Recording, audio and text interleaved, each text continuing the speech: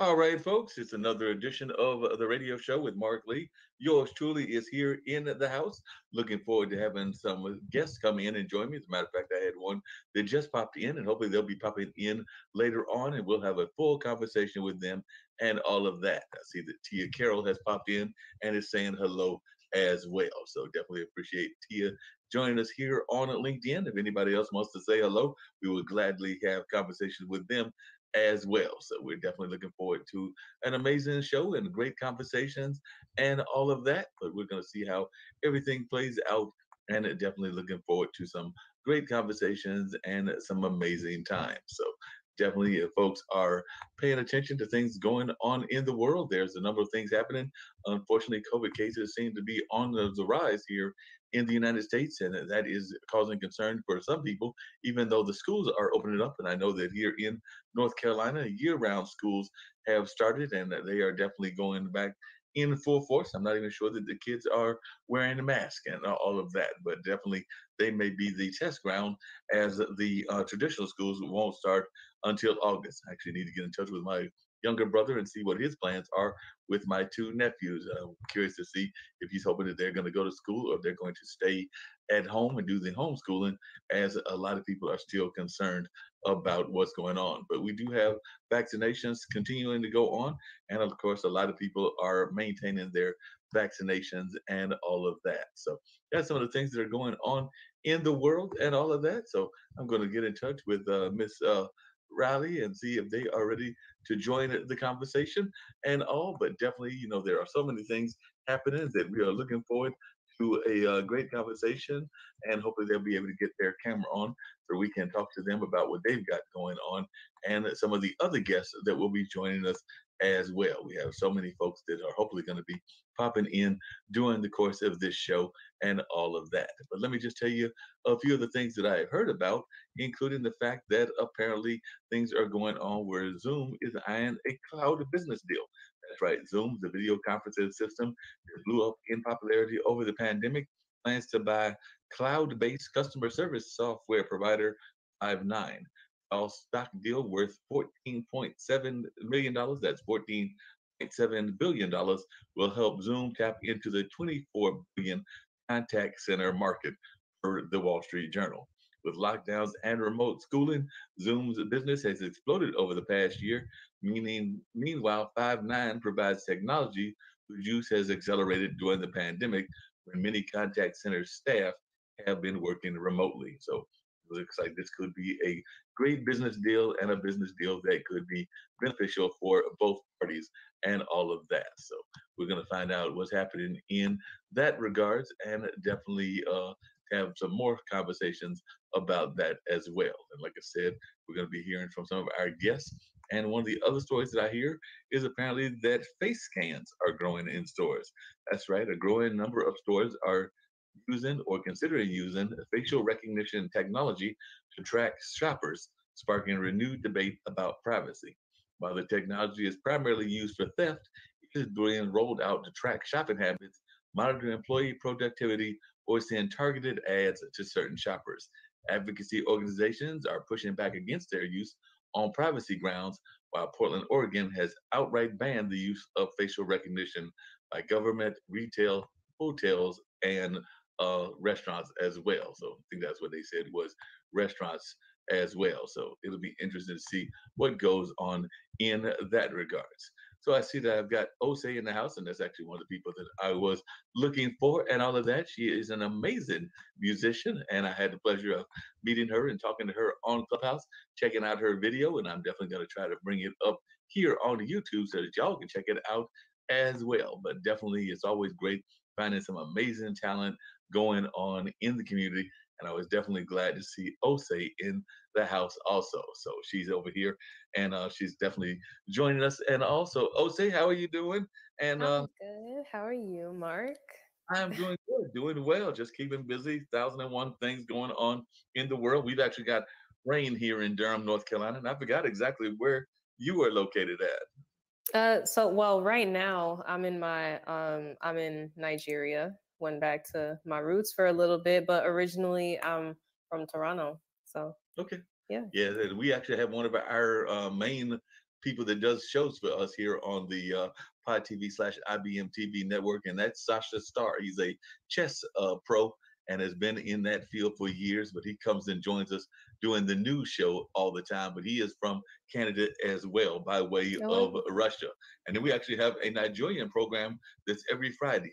We are horrible at pronouncing last names, or at least I am, and some of the other guys are as well. So we just call him Brother Mike, but he does a show called Mind Closet and all of that. But it's kind of a spiritual show, but also a self awareness and self help kind of show as well, because he's had even Mhm. some folks that have gone through abuse, and of course he's been dealing with conversations around what y'all have been going through in Nigeria with your own version of Black Lives Matter and Yes. police situations, because y'all have been having some police situations over there. So he's definitely had some of the government officials as well as just activists and all of that. So definitely it's been interesting. And so will you tell us a little bit about the singing career and how it got started? And I will bring up the video, but I was quite fascinated by you and the music. And I loved the spoken word kind of atmosphere of that video, because when I saw the image, I was like, wow, this looks like Mhm. one of those old fashioned kind of speakeasy kind of environments, but it also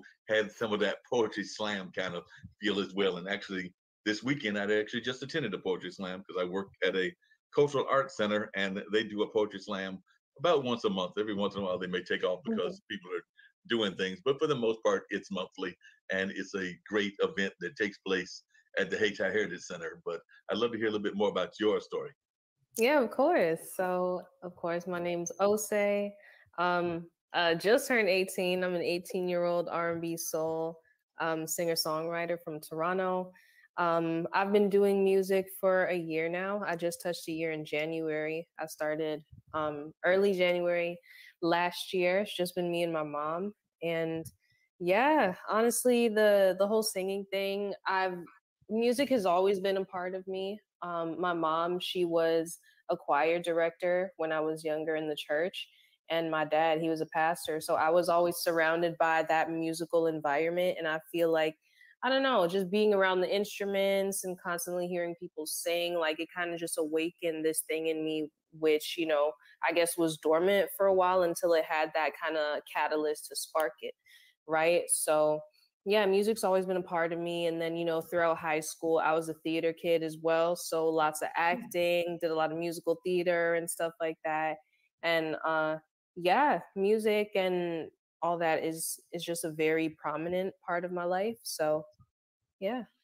Sounds great. Definitely glad to hear that you got into it at a young age. Now, were you born in Nigeria and then moved to Toronto, or are you second generation and born actually in Canada? Oh no, I was born in Nigeria, but then I came to Canada when I was 5 months old. So I have no memory whatsoever of Nigeria. But this is my second time traveling back because I came here at first in summer 2019, and so this is my second time here.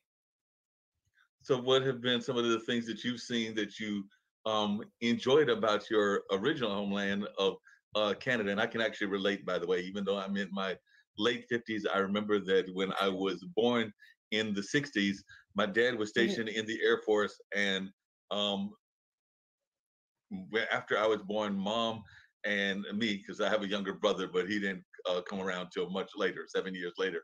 We mhm, went to Turkey to join my dad. So I think I joined them like maybe at 2 or 3 months old. So I was literally an infant and stayed there until I was like about three. And then, of course, I've been in the States ever since. As a matter of fact, that outside of one cruise, and I need to do more of that as well, I have not done as much foreign travel as I would like, but that's got to change at some point or another. exactly. But I do know that I did go there as an infant, have absolutely no memories of it, just like you were saying about yourself till you went to Nigeria. But I was like, Mhm, I've got to get back, maybe even to Istanbul to kind of like visit where dad was stationed at in yeah. the Air Force. And plus, it just seems like it's a fascinating country historically. But I was wondering, what are some of the things that you liked and didn't like as much about your original homeland? That would be Canada. So so things that I like about Canada, it's very peaceful, I would say. Like nothing too crazy goes on a day-to-day basis. It's pretty chill. People are nice. Um, uh, yeah. And then things I don't like, I mean, I wouldn't really say there's anything that's too like extreme. I guess maybe that it gets really cold.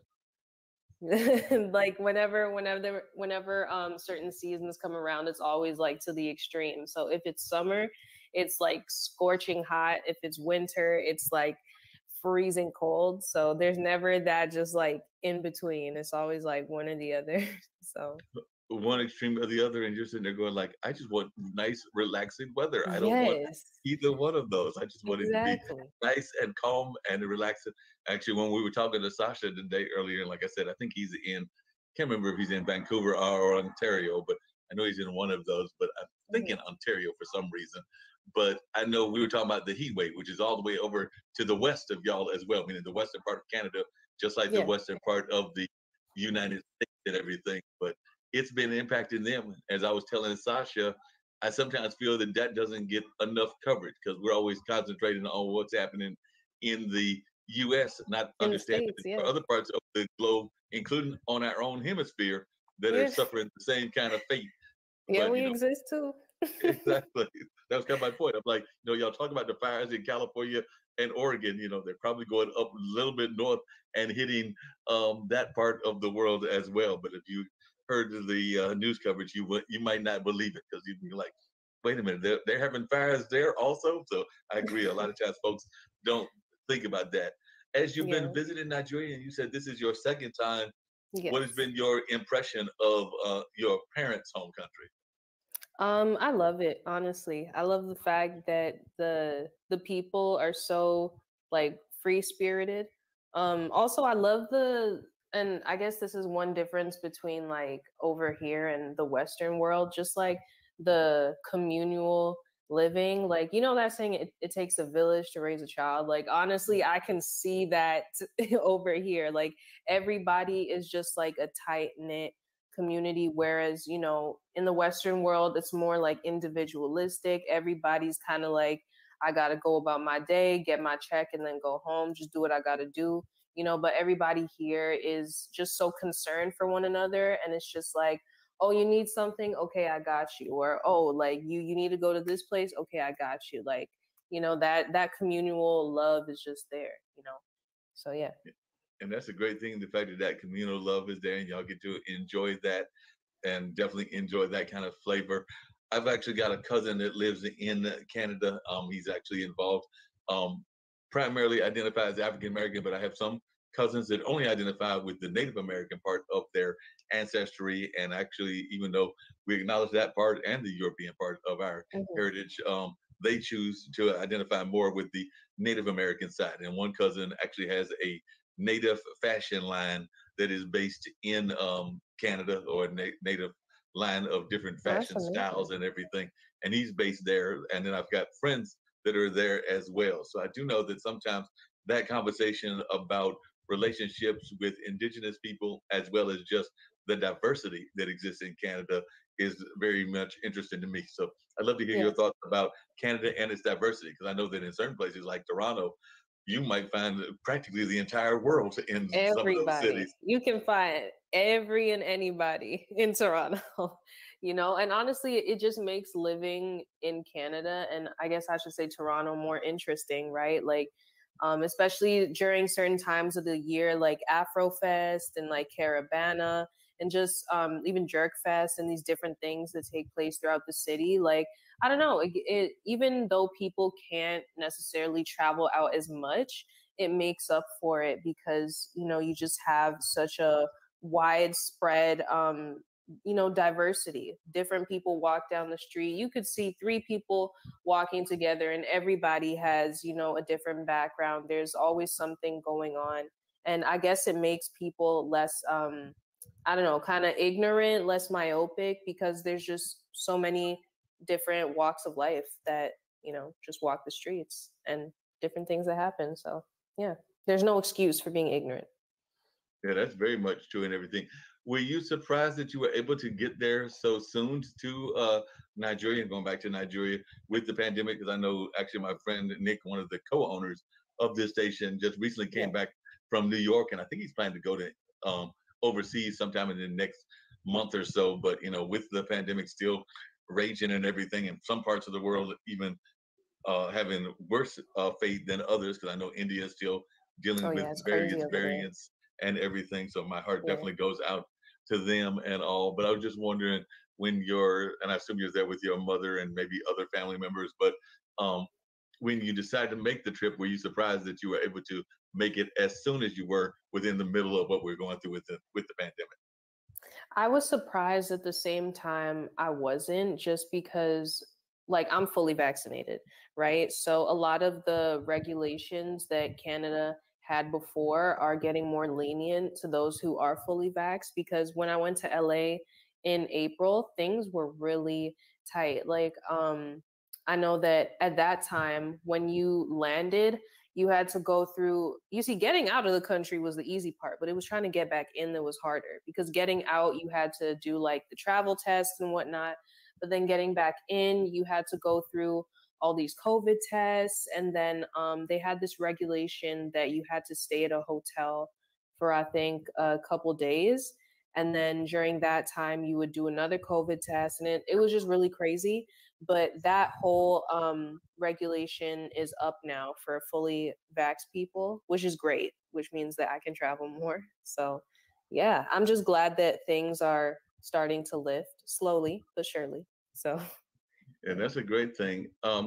What was your thoughts about when you got involved in music? Who were some of the people that influenced you and everything? And I was actually going to bring up that video. That's actually what's off to the side of you for those that are watching and everything. But I was just wondering what your thoughts were and who some of the people that influenced you were as you got involved in this musical game. Definitely my mom is one of them. Just being around her and the choir and the church was a big foundation for me. And then also I would say my late grandmother. I never got to meet her because, she passed away before I was born, but my dad growing up, he always told me stories about how she had her own band and, she was a dancer. Like she did everything. That lady was active. I really wish I got to meet her before she passed away, but just hearing her story and everything, especially because back in the day, music wasn't really considered a viable career. So she never really got to live out her passion and, just share it with the world the way it should have been. So that's really what fuels me to keep going, you know? So, yeah. Yeah, that makes a lot of sense. The fact that that's the fuel and having that family connection. Were there any artists that influenced you in terms of your style? Because as you were singing it, and I'm going to let people check it out after you answer Mhm. this question, I was hearing a lot of that what we consider neo soul. So I was hearing like Yeah. definitely some Indie Irie kind of influences. I was hearing maybe some influences of um, Indicello and maybe even some of the others that fall within that category as I was hearing your voice and all. But I was wondering, was that kind of the influence that you had? Was the neo soul, or were you thinking even more classic R&B like the Arethas and the Diana Rosses and folks of that ilk, or were you even thinking about like Erica Badu or Lauren Hill in terms of like folks that have influenced you? Honestly, you hit the nail on the head with everything. I would say it's honestly a little bit of everything. I listen to a lot of R&B. I listen to a lot of neo soul. Erica Badu, I love her. India Ari, love her as well. Some of my R&B influences are like Brandy is a Mm-hmm. big one. Mary J. Blige, Janet Jackson, Jasmine Sullivan. Even like more new day stuff like her is a huge one. Yeah. SZA, Janae Aiko, Summer Walker's another one. But yeah, oh, Jasmine Sullivan too. I don't know if I mentioned her, but yeah. Yeah, it sounds like some great influences, everything.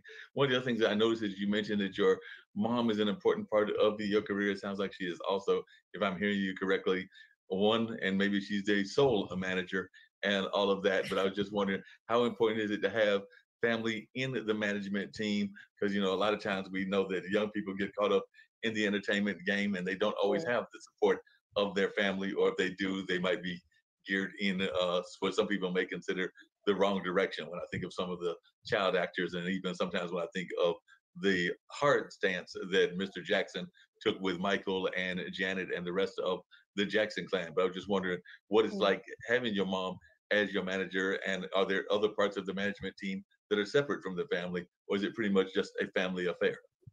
I would say so. The funny thing is that my mom doesn't really consider herself my manager just because she doesn't know too much about the music game, but she is a big part of my career in the sense that she's always had my back. Anybody that comes my way, even though basically what she does is a manager role, she just doesn't like to put the manager title on it, just because she's not really in the music business like that.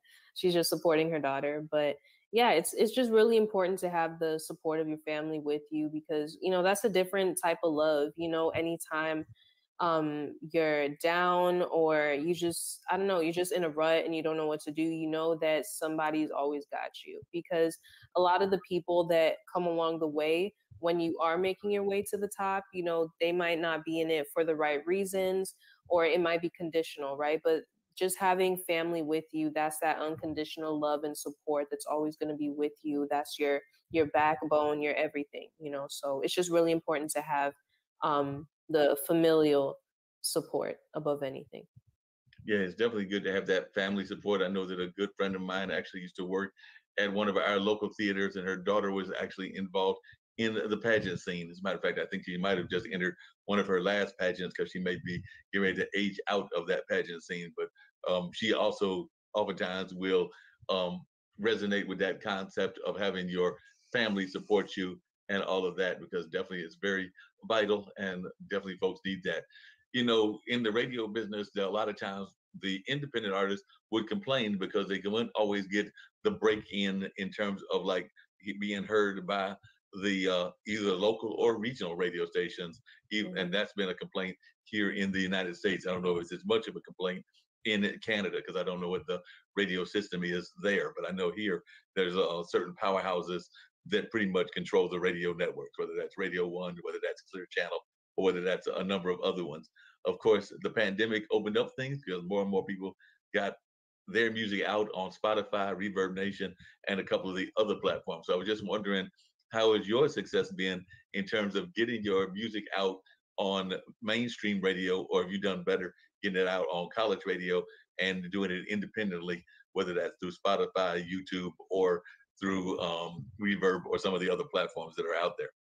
I would say both, honestly. I've been fortunate enough by the grace of God to, you know, um, get my feet wet in the both college radio and commercial radio because I know I've been trying to get on Flow 93.5 over here for a bit, but it's a little hard. But the two commercial radios that I've gotten onto so far here are Sirius XM and then G 98.7, which is a major radio station here for like Afro, Caribbean R&B, just like a black station. And then a lot of commercial radio as well. I can't name too many off the top of my head, but I know there's a couple in Vancouver, a lot in Toronto, and yeah. That sounds great, and definitely getting that word out is very important. I know that some of our artists here have also been involved in that activism space, but a lot of times it's even been some of the neo soul singers. So I was just wondering, is that something that you're hoping to do with your music, or would you say that your music is going to be the more traditional neo soul R&B kind of flavor, dealing with relationships, romance, and things of that nature, or are you going to dabble in anything that might be social justice activism or political kind of conversations with your music? Political conversations, I'm not sure about, but I definitely know activism is something that I want to um, dabble into and that I've even gotten into anyway because the song's not out, but I did enter a couple competitions and have had conversations openly on social media. Like Artists for Social Change and events like Keeping the Conversation Alive, just about things like Black Lives Matter. And, I love advocating for Black women in the industry and everything. So, yeah, social justice is definitely something that's important to me. And just making sure that everybody is treated fairly and equally. And yeah. You actually raised an interesting point, which is that the music business and the entertainment business has been around for centuries, and oftentimes we don't give enough respect toward other to the minority voice or to the women's voice. So I was just wondering, as a young singer, do you feel that you're seeing enough role models, or are you hoping to see more role models in that space, meaning more gatekeepers that are of African or African American descent, as well as more women in there? Or are you seeing enough improvement in your mind? For me, there's definitely improvement, but there's also a long way to go. I want to see more faces that look like mine. Seeing people like Janine McLean or, just other Black women in the industry who are making headway, it makes me feel like I can do anything. Like that's my face right there. Like that's me, like that's one of my sisters. So I feel like I can accomplish anything. And I feel like that's really important, especially for young people, even younger than myself, like little kids coming up that, want to be singers or that want to be part of the industry. It's important for that representation to be there so that we know as a community that we can do this. Obviously we are making changes. That's not to say that, nothing's happening, because definitely there is, but there is still a long way to go.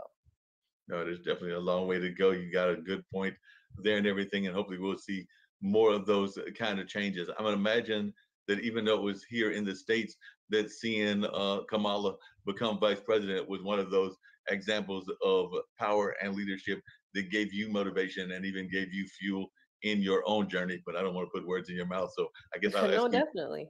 what was the impact of Kamala's vice presidency even to you over there in Toronto?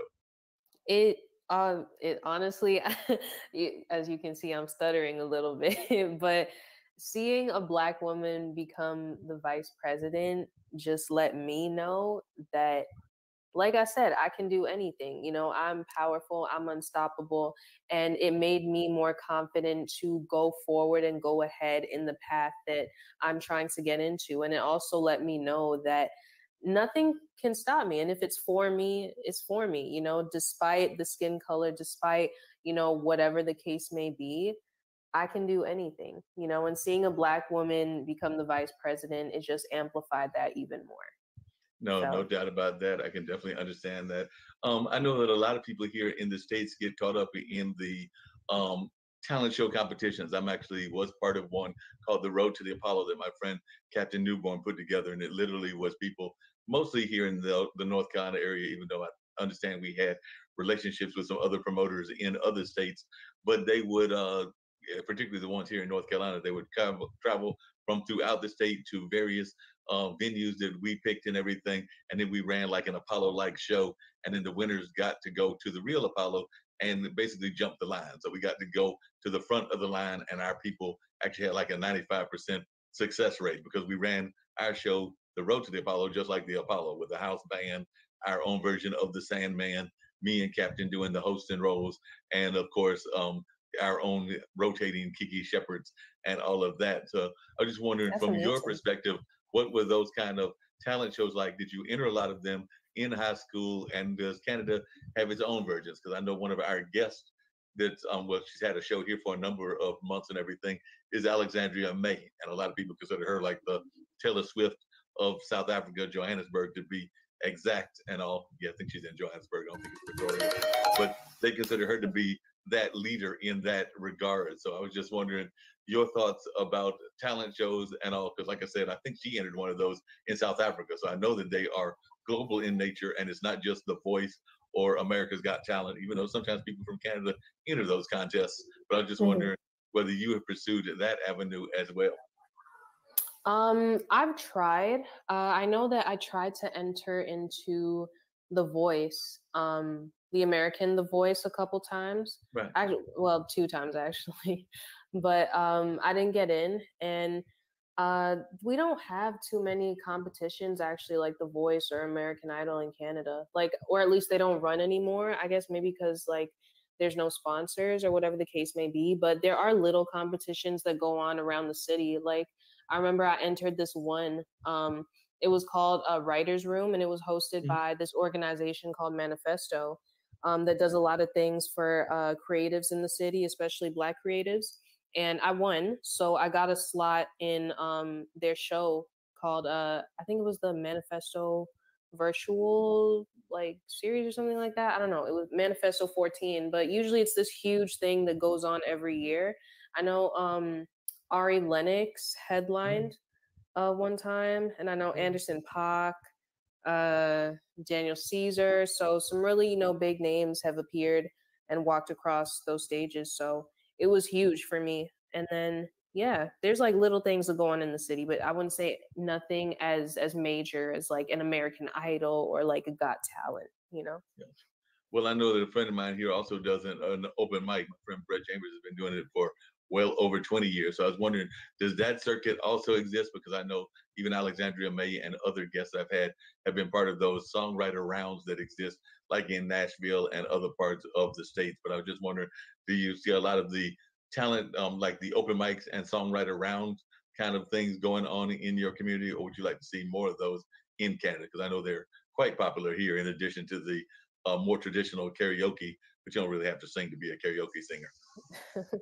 I would say Canada needs to step up in that sense. I think just obviously Canada is it is a very supportive country because the government does provide us grants and everything, but I think actually doing things around the city so that artists can be active in their art is what we need to do more of, I guess, because even the open mics, like there aren't too many that I see or hear about in the city, because I'm always looking for different events to be a part of and stuff. But I don't know, not too many open mics.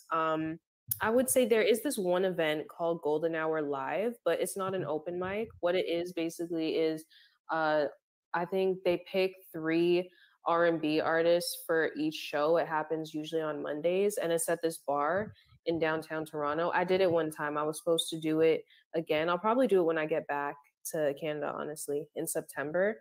But I like it because it's more intimate. It's at a bar, people are just chilling, having a good time, some good music. So, yeah, that's the So, closest thing I can think of.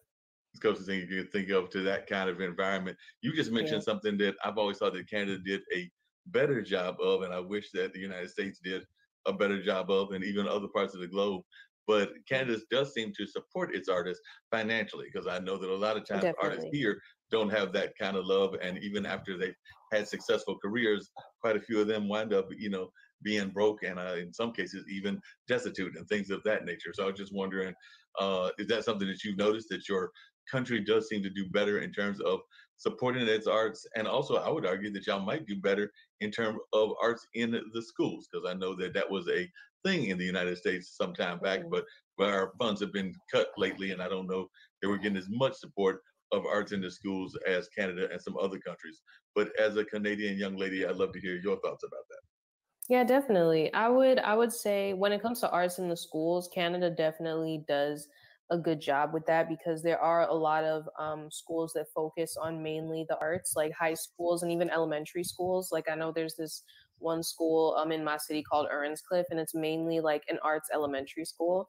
I never got the chance to get there, but it would be pretty cool if I did. And then there's a couple high schools here that have really thorough and good arts programs, like whether it's music or drama or like instrumental music, whatever the case is. Like I know Saint Rock is one of them. They have a really good drama program, and then even my school, it's not an arts school, but I will say there's a lot of arts kids that go there, and my school does do a really good job of making sure that even though it's not an art school, you still get that same experience, just having a very rich drama program and even the musical program, holding like different things like the drama club and like doing musical theater, even going to like competitions like acting and stuff. I know I think we won this one this drama festival, I think last year or so. But yeah, and then even schools like Mayfield and stuff like that, they have a really good music program. So I would say that The government does do a good job of making sure that, whatever interest you have, like it's well supported in that sense, educationally and financially. So yeah. Yeah, and one of the things you mentioned, I was just curious, and I'm actually on tied to where we met and everything, is you mentioned the fact that some of your performances were in the for lack of a better term, those bar and nightclub kind of Mhm. environments. And I know that in Canada, they have different age ranges and everything along those lines than some of them here. But I know even when a friend of mine did an autism event about a week and a half ago, I know that she was a little bit thrown off by the fact that some people, and it's a family type bar, but she was thrown off by the fact that some people were bringing their young babies and their dogs because it was adult friendly kind of bar and all of that. Mhm. And even in Clubhouse, sometimes people are, it's a wide ranging folks of people that are in there, and most people are in there to make business connections and things of that nature. But there's also some social environment things that are going on there as well, even in the app Clubhouse. So I was just wondering, what are some of the steps you've been taking, even when you were in those bar environments or in the Clubhouse app, to make sure that it's staying on the professional side and it is not getting out of bounds? Because we do know that sometimes when they see young talent, they will go out of bounds. I'm just being Of honest. course. Oh, trust me, I know. But I would say, I mean, that's also when we were talking about, to backtrack a little bit, when we were talking about family love and just support again. I would say it also helps you to keep yourself grounded and, just know where you come from, essentially. At least that's what my mom always says. She always says, like, when you do make it to the top, just remember where you come from, remember who you are and stuff. So I feel like in situations where things, start to get out of hand or start to get a little unprofessional, just try and bring it back to where all is. And at the end of the day, just remember who you are and where you come from. If something isn't in line with your values, just make that clear to people. And if they're not okay with that, then, just goodbye, you know? Yeah. That makes a lot of sense, and sometimes you do have to do that. One of the things I've talked about on this show with a number of folks, and they've ranged in the ages. I won't say the oldest might have been in their late 60s or early 70s, but there have definitely been folks that have been in that teen range as well, and maybe even some that were younger than teens, talking about what a couple of my friends have called the dream killers, those folks that don't want to support you. So it sounds like you've got the family behind you, but I just Mhm. want to know that when you deal with those dream killers, those folks that are not being supportive, what are some of the ways that you as an individual uh, reach into your heart and find a way to make sure that they don't influence you in the way that dream killers can? Honestly, I feel like I'm so sure of myself and where I want to be that I don't think anybody could seriously kill my dream. But when I do come into contact with people like that, who do want to be negative, I just use it as fuel to keep going further. I remember I did this one competition on Clubhouse, and I think I made it into the top 8, which for me at the time was surreal because only had, I think, 4 or maybe even 3 songs out at the time. And everybody else that I was competing with were, like people who have won Grammys and who have had plaques and everything. And it was daunting, but I did cry because I didn't win or anything, but I went back, and I think the next day I wrote like 5 songs in a day. Like that's just the type of person I am.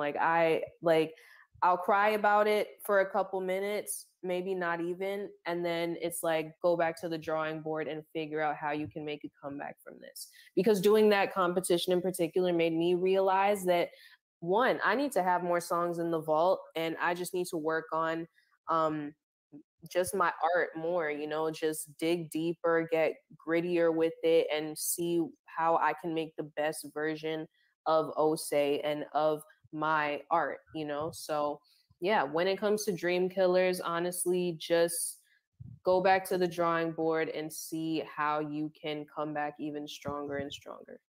No, I So definitely hear you as you were pronouncing your name. I was thinking to myself, and this has nothing to do with what we're talking about, but yeah. a good friend of mine is actually an African drummer from one of the African nations originally, and that's his name as well. So as he's going back listening to the interview, he's probably going to be like, "Aren't you not interview me?" But he's still got somebody with my name on because he's been a long time drummer for the African American Dance Ensemble, which is founded by the late great Chuck Davis, and actually encourages people to learn about African dance, African music, African style, and all It's of that. dope. So So it's yeah. real cool. And he's done some amazing work, and they're still, even though he passed a few years back, they are Yeah. still doing some great performances. As a matter of fact, I just saw them at one of our festivals earlier this month, back in July 4th to be exact. So on Independence Day. So almost 2 weeks and a day ago, I saw Osei. So as you were talking and pronouncing your name, that's what made me think about that. I was like, wait a minute, that's not the right Osei. That's the other Osei. But I'm gonna let people check out your music. One of the things that I've always been fascinated by as we get ready to play this song, Hurt Bay and everything, is how much great music has come out of Canada. Because you mentioned Anderson Park, people forget sometimes that Drake is from there and a hmm number of others as well. So I'd love to hear your thoughts about just the Canadian music style and the Canadian music history, because y'all have also had some rich history even before that and some great music that has come out there, and I don't know that we always give it the support and the acknowledgement that it deserves. Of course. One thing I do love about Canada is any talent that comes out of here, it's undeniable. And I don't know, a lot of people ask, like, what's in the water? Honestly, I couldn't tell you, but whatever it is, it's working. We've had artists like Drake, Tory Lanez, Party Next Door, Nav, Celine Dion, of course, Deborah Cox is another one.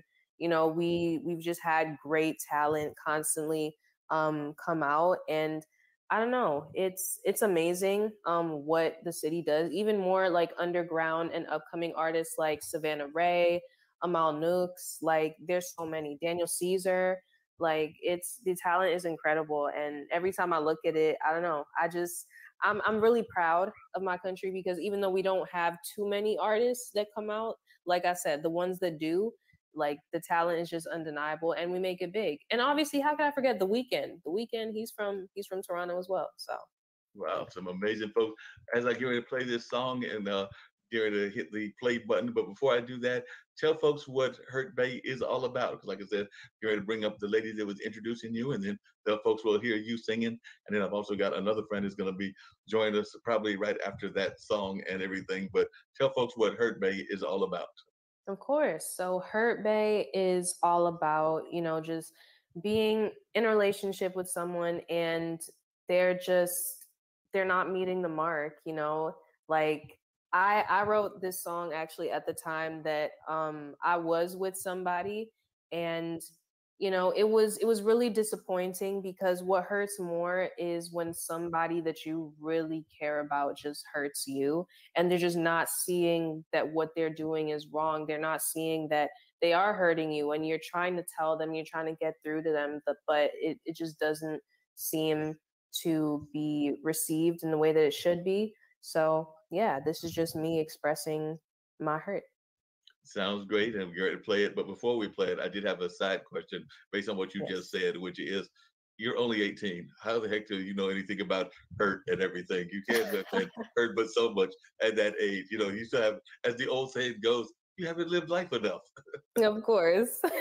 But I don't know. Obviously I haven't lived that long, but when it comes to hurt and heartbreak and love and just all the different aspects of affection, I would say majority of it does not come from personal experience necessarily, but I would say that it does come from observations, whether that's scrolling through TikTok and seeing what is my generation talking about, whether it's going on Snapchat and seeing that one of my friends is in their feels because their boyfriend didn't send them flowers for their birthday, whether it's just watching a TV show, going on YouTube, just seeing the world around me is really what compels me to write the way that I do, and to put myself in other people's shoes, essentially. Like I said, I'm a theater kid.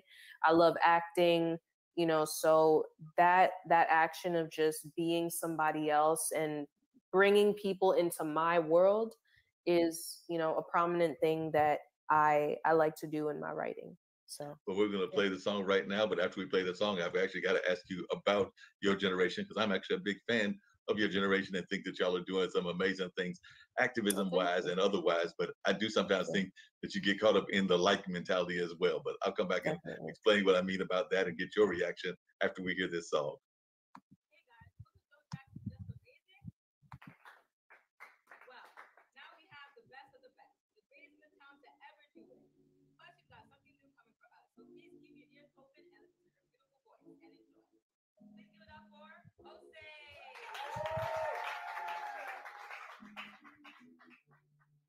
I've been going through the motion.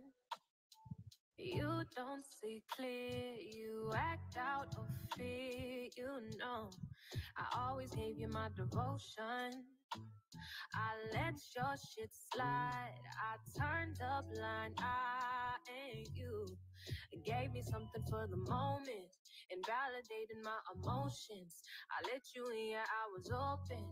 Now I'm feeling broken. Saw where everything was going.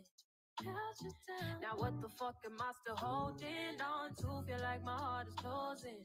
I feel so broken. No, no. I stayed around even when there were doubts. Thinking when you work it out, you don't want to, so it is what it is. It's what we're gonna do. Put your body side, I'll lay it on you. Take it how it will, but I'll tell the truth. Baby, I'll tell the truth. You hurt me, babe.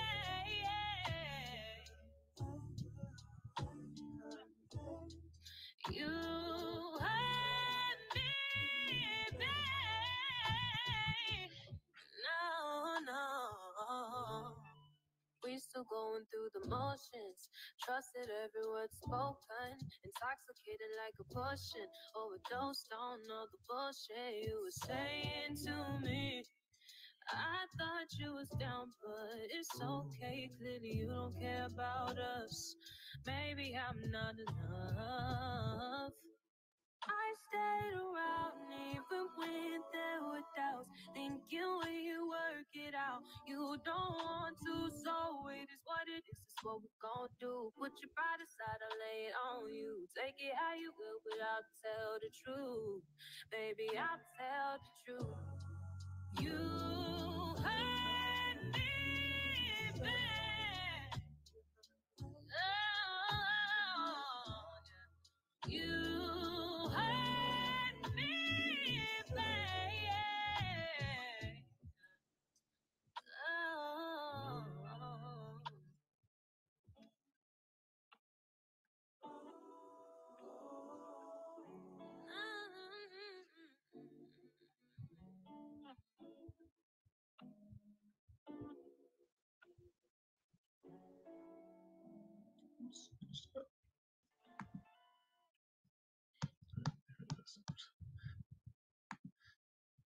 All right. And by the way, you have a new fan there. So Tracy is a new fan. So Tracy was enjoying your music and being a fan as well. So just let you know that you've got a new fan here with Tracy, who is joining us from the West Coast part of the world. But she'll tell us a little bit about herself in a minute. But as I Thank was you, saying, Tracy. Jose, one of the things I've always been fascinated by, and I think that this young generation is doing some great conversations around everything from inclusivity, whether that's the LGBT community, whether that's around race, whether that's around even issues outside of those kind of things like climate and religious tolerance and things along those lines that I wish some of other generations, including mine, and I'm in my late 50s, had done more work in. But then I also know that y'all sometimes get caught up in that like culture and all of that. So I'd love to hear Mhm. your thoughts about that and your thoughts about your own generation. Yeah. What's so funny is so traveling to Nigeria, one thing that I love about coming here is that I find that I get really detached from social media actually, just because like I'm with family and I'm in this environment that I'm not really used to. So it gives me more opportunity to um just be more centered, I guess, and to, just explore, honestly, explore my birth country and everything. So I don't know. I feel like I do come up with a lot of my work, my best work when I'm by myself. And recently I wrote this one song called Over It. And literally, it's all about that, just how I'm so over, all the fabricated, elevated things that social media pushes in our faces and everything, and how we're so stuck in this generation of, like you said, the like mentality and comparing. I remember I was in this one conference on Zoom, and this lady, she said, all social media is comparing our insides to people's outsides. We need to understand that social media, a lot of what people push, it's not realistic. We need to understand that people do have lives outside of, our phone screens. And a lot of the time, it's not even what we perceive it to be. So we just need to be more comfortable with ourselves and, just learn to love ourselves first. Self-love above everything first, because once you love yourself, it really does make a difference in just Uh, living daily. No, I definitely agree with you on that. They're very much a great attitude.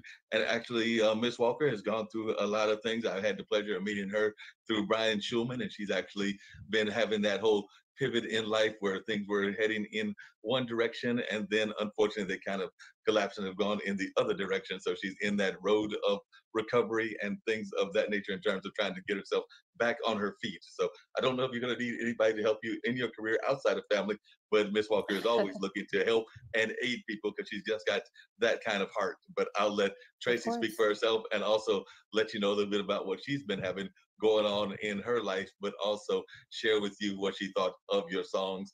And who knows, she might even have a question or two for you based on what Of she's been course. hearing. But Yeah, I'm Tracy, open. Hi, good afternoon. How are you? I'm I'm doing good. How good. are you? Oh, sorry. Yeah, you got That No, wasn't you were for right. thank me. you. Thank you so much, Mark, for having me on. And I loved your music, phenomenal. So Thank you. Thank you. I appreciate that. I wish I could sing, but I can't. But I do have a great song. Maybe you can sing it. So actually about a relationship called We Believe. So For sure. I'm open. excellent. So So Tracy, share a little bit about your story. Like I said, I got to hear a little bit of it from Brian, and I know that you were going through some hard times and everything, but definitely, we definitely trying to put it out there, whether it was through Brian or through my media, so that folks can know what's going on, and hopefully we can find some people that can help you. Because, like I said, I know that you had some very difficult times going on, even in terms of like where the financial picture is and all of that, and I can definitely relate. So I just wanted you to share a little bit about what you've got going on, and who knows, maybe even Osei with some of her connections might have some ideas as well because she's based in Toronto, but she does have family roots in Nigeria. But she has only been there twice as she moved from there to Canada when she was a baby. So she's pretty much Yeah. a Canadian resident and all of that. So, that's excellent. No, thank you. And through my yoga practice, I've learned to just have so much gratitude and love for everyone. And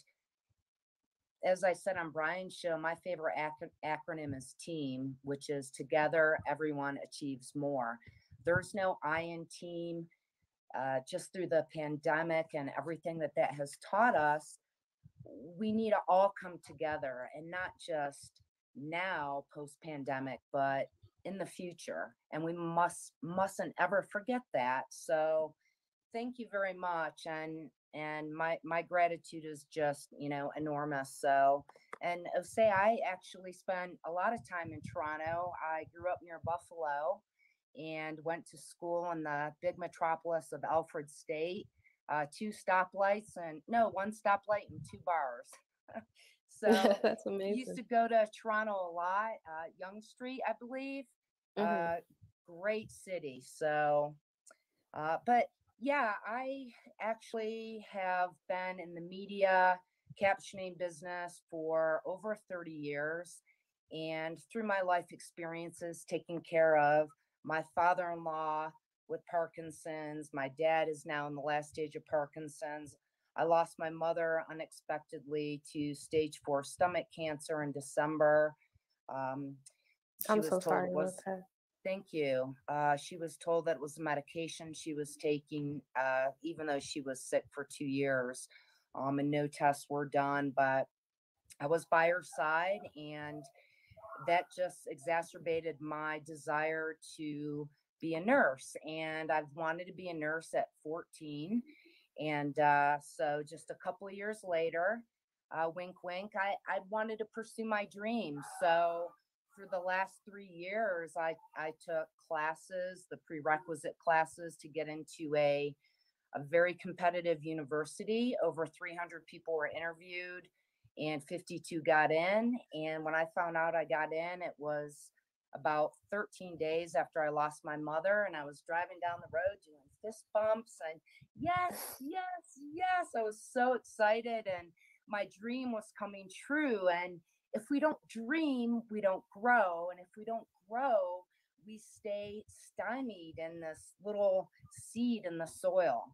Yeah. So just to, grow and challenge yourself, and there's never any harm in education, so in doing things that you're maybe afraid of. So, and you have to face fear head on, and so that's what I did, and gave up all of my work. I was freelancing, working for about 7 different companies, going out there and pounding the pavement to get my own work. Was successful in that, and this was an accelerated program, so it was 2 years into 12 months.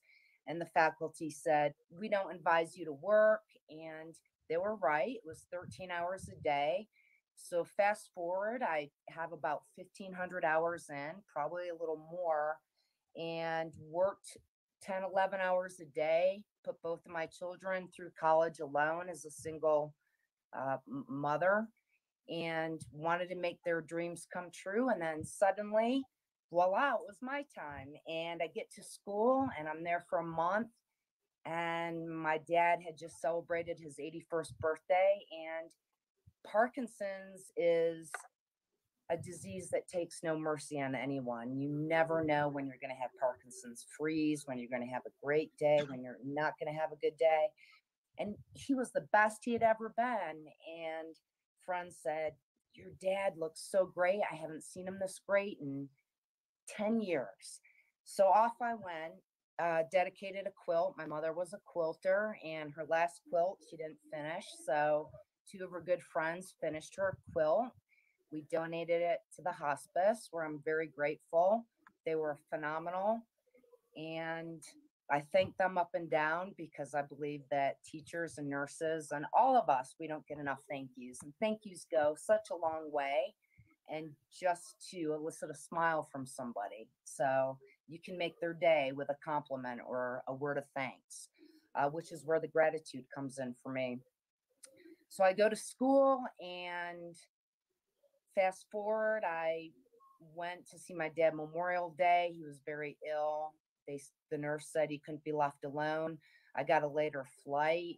I had to leave and go back for the on-site lab, and then my dad was hospitalized, so I had to go be by his side. And my parents were both teachers, and they worked very hard, and they always taught me to be respectful of others, to be loyal, especially to your family. And it gives me chills because I'm very sincere about this. So they were my wingman and wingwoman, and it was my turn to be my dad's wingwoman. So I was by his side. And so the college said, you can't miss a day. It's accelerated. Maybe you could come back at a later time. How are you going to be successful? And I've been successful at everything I've tried, and I knew I could, but I also knew my dad needed me. So here I am, 86 hours driving down the road, which I love to drive, with Mark Show and audiobooks and a great attitude. I love it. And so now my dad is taken care of, and now here I am with nothing for the first time in 34 years. And I've talked to restaurants about waitressing, and I have a patent pending that I did pre-COVID, and hopefully that will come true. And I'm just staying hopeful, and hope is having open-ended possibilities each and every day. And you just can't let life beat you down. Some days are tough, some days are great, but here I am. Well, it's definitely an amazing story, and definitely one that I'm sure a lot of people can relate to, even Ose and everything. So, Ose, even Yeah. though you're of a younger age and everything, one of the things that Tracy was talking about is the importance of living your dreams and living your ambition. So, I was just wondering your thoughts on that, and also even when you have those setbacks, even though you're a young performer, I'm sure that you've even had your setbacks, and I'm sure that your parents have told you about some of their setbacks. So, I just wanted to know about your thoughts about living your dream and following your dream, and also ways that you get past those setbacks whenever they happen for you. Yeah, definitely. I think it's very important as young or old, honestly. I think it's never too late to live out your dream and just go for what you want. Even when it came to music, a lot of people ask me, like, how did you do it? How did you get into it? I just went for it. I just believed that it was for me. I'm a strong believer of, what God has put in place for me. Nobody else can take it away. And, I'm also a big and firm believer of God's timing as well. So I believe that what is for me, and it will come when it does. And when it does come to me, it will be at a point in my life where I'm ready for it, you know? So, yeah, I believe that everybody should pursue their dreams to the fullest, whatever it is, because life is too short. Life is too short to, just not go for what you want and just live it out to the fullest. And even when those setbacks do come, like for instance, the COVID pandemic was a big one because over here, when I say over here, I mean Toronto, but yeah, over here, things started to shut down in March. And during March was actually when I had my first gig ever, like my first gig with my own like music and everything. And then literally a week after, everything had shut down. And I think at the time I had only put out one song because I started music January last year. And so I had put out a song in January, and then I was getting ready to put out my second song in March, and then everything just shut down. And so it's like, damn, like, what do I do? Like, studios aren't open, there's no live events happening. Like, what am I going to do?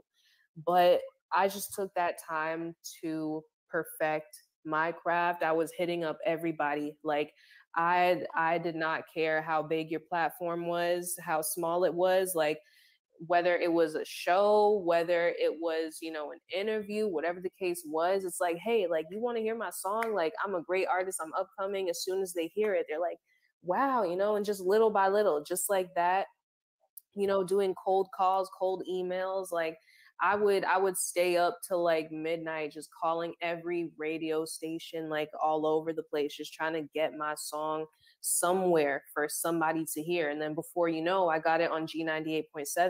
The first time I heard it spin on the radio, I was like, oh my goodness, this is crazy, So hard work can get you very far. When setbacks come, I don't let them stop me. I just use it more as an opportunity to say, okay, while everybody is panicking, running around about this pandemic, people are sleeping in, I'm going to work hard so that by the time this ends, it'll be like it happened overnight. But people don't see the hard work. People only see the results, right? So it's just important to, have faith at the same time, work hard, and just not let anything stop you. Use the setbacks as stepping stones, and just keep working towards your dream. No doubt about that. I was actually going to bring in another guest, which is Gene Walters and everything.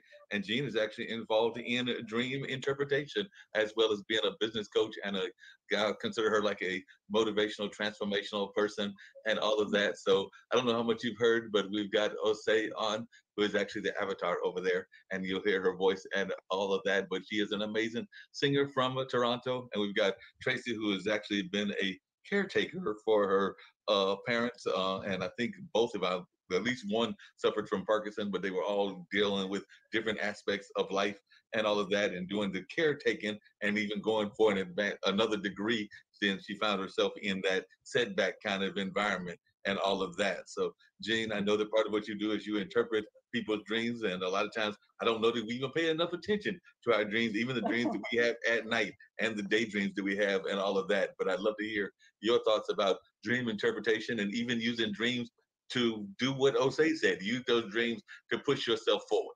That's right. I agree with I listened to what she was saying and it made perfect sense. I mean, I agree with her. You've got to push and make it happen yourself. I mean, opportunities are there if you seek them. So, but in dream interpretation, that's just one aspect of what I do. Basically, I do a lot of intuitive coaching and I do Akashic record reading as well. So, dreams are just sort of fit into that like part of a puzzle piece because your dreams are definitely inspiration coming through your subconscious mind to your conscious mind. And I think because most people don't understand the language of dreams, it's actually a pictorial or subconscious language or symbolic language. Because they don't understand that, they kind of dismiss their dreams. But many times, like Madame Curie got the whole formula for atomic, the formula she was looking for atomic energy in a dream. And of course, we all know about Thomas Edison, who used his dreams to break through his challenges and blocks in his inventions. So dreams are very, very powerful, and I always pay attention because it even if it appears to be quote a negative dream, there's always some sense of direction in that dream, even if it means it's time to move on in some way or other. So dreams are very powerful in that regard, and I have written a book about that as well to help people understand what the process is in working with their dreams. And Jane, just really quickly, what kind of advice would you give to somebody? You heard a little bit about Osei's story. I don't know if you were in the room when Tracy was explaining hers, and I gave a very short summary. But she was doing a lot of freelance work, doing a lot of amazing work in the community, and then she wound up being a caretaker for Mhm. parents and folks that are now passed on, and now she's finding herself in debt and finding herself behind the eight ball to some degree, trying to get back out of what she got herself into, but not intentionally. It was like, she was taking care of people because they needed to be taken care of. And we all want to take care of our parents if they are older and are not able to take care of themselves. And definitely we know that Parkinson's can be a very cruel disease. There are famous cases of people with Parkinson's like Michael J. Fox and Muhammad Ali and a number of others as well. But I was just wondering, so I do know that it can take a lot out of you when you are being that caretaker. So just as a transformational coach, what are some of the advice that you might give to somebody like Tracy about how to get to that next step, get involved in the community, find ways to find the job of the next job or the next adventure? Well, first of all, I would suggest you truly appreciate the opportunity you've been given because some way or other there's a karmic bond with you and your parents that needs to be nurtured right now. And we don't know from where it came. It could be from different lifetimes, who knows? But the point of it is that you stood up and you addressed that. And the more that you address it with love and kindness and service, the simpler it is to work through all that. And then my belief and what I observe in life is that as you complete a lesson or an experience or an assignment, if you will, then the gates kind of open up and the next thing presents itself. Excuse me, I think through the whole idea that you're looking right now and that you're open, my suggestion would be that you maybe look in another direction. Like it might be, and I'm not saying this is true, but it might be that you're finished with what you did before and you're needing to look at it, maybe juxtapose it a little bit or look from another direction or just the important thing I think is to let your intuition speak to you. And a simple exercise in doing that would be to just journal, but at the end of the day or sometime during the day as part of a meditation, just write a note to your Holy Spirit and just say, I'm a little confused right now, or whatever the feeling is, and then just state what it is, and then I need some help with this, and then just be quiet and then let yourself write whatever comes to you. If you have any problems with that, then write the question with the dominant hand and the answer with the non-dominant hand. excuse me, in that regard, what you're doing is accessing a part of the brain that has not been domesticated. So it can come through very clear in an intuitive way that way, but it'll look like terrible handwriting, but don't get hung up on that. But the point of it is that answer is there for you. And then you might just have to try a different method to get to it. But the more we learn to listen to our deep inner voice, as in meditation, the more that we will have access to that kind of information. And I know there's something wonderful waiting for you because you're coming from love with what you're doing. So love always benefits everybody. No, no doubt about that. I'm hoping that Jose is still there. She may have stepped away because I was going to ask her how important spirituality is to her own career and everything, because I do know that it plays a part in the creative voice. I actually consider myself more spiritual than I do religious, because I sometimes think that we get too caught up in the four corners of the building, meaning the Hmm. church structure and all of that, and not paying enough attention to the spiritual messages. And I also feel that we sometimes don't pay enough attention to all of the aspects of spirituality. Like, I'm not going to sit there, and I think that sometimes certain religions, and actually I think a lot of the extremes in just about all religions, have this my way or the highway kind of attitude. And I'm one of those people, and some people may say that I'm wrong, but I won't know. None of us will know until the end times. But I'm one of those people that believes that there are more than one way to get to heaven's gate, and definitely that it's not just through the Christian way, which I know sometimes people will be like, Jesus is the only way, but I'm not sure that because to me that discourages people that are of Muslim faith or of Eastern faith and a number of other things, and I think that quite a few of them have Right. also led good lives as well. So I don't think that we have the claim of just being the only way, but I think that But, that's kind of an American kind of philosophy in a lot of things. I think that it carries over into our church attitudes as well. But I'm just but wondering your thoughts remember about one that. thing, Mark. Jesus wasn't a Christian. So we look to Jesus in Christian faith, but we've oftentimes misused his gospels, and he didn't say there was one way. In fact, his philosophy was more Buddhist than it was what we today call Christianity. He was basically a Jew, so, Right. and a scene for that matter. So I think we have to all look with broader vision at spirituality, and I think religion and spirituality are two completely different things. No, I definitely agree with you on that. Jose, I'd love to hear your thoughts about how important spirituality is even in your own career. And that's another part of the spiritual journey that I get a little bit upset with, because I've been in a couple of rooms where, there's that image of Jesus, which we often have in churches as being blonde and blue eyed. And that's a no, which part of the world that he was even at and everything. But as a Nigerian by birth, but a Torontoan by Yep. citizenship and all of that. Jose, how important is spirituality to you and everything? Well, he was actually brown skinned, remember? Right. He was from the East. Exactly. But spirituality and my faith are very important to me when it comes to this journey of music that I'm on, and even just my personal life. Honestly, it helps me remain grounded, and it keeps my moral compass in line, that I am okay, I guess, and sound. And also just like in times of trouble, when I'm not sure, when I do come across those challenges and setbacks, like we were talking about, I have somebody when nobody else is, I can look to, a lot of the time when I am out of it creatively, or I'm just burnt out. And, I'm a Cancer, so sometimes I can be emotional, even though I hate to admit it.